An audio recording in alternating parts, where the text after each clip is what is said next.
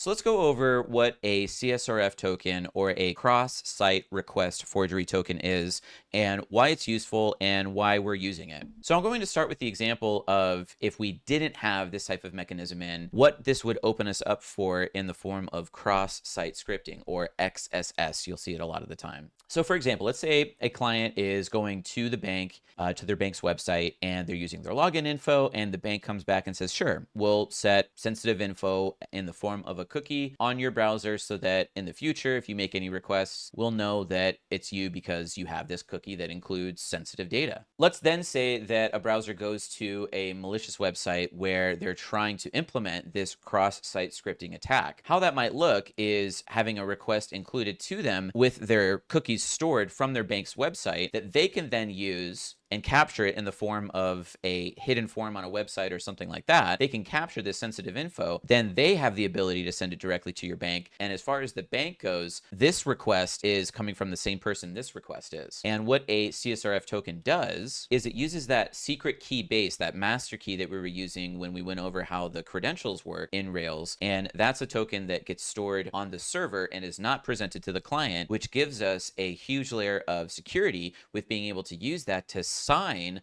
a string that we can then use in the form of a cross-site request forgery token.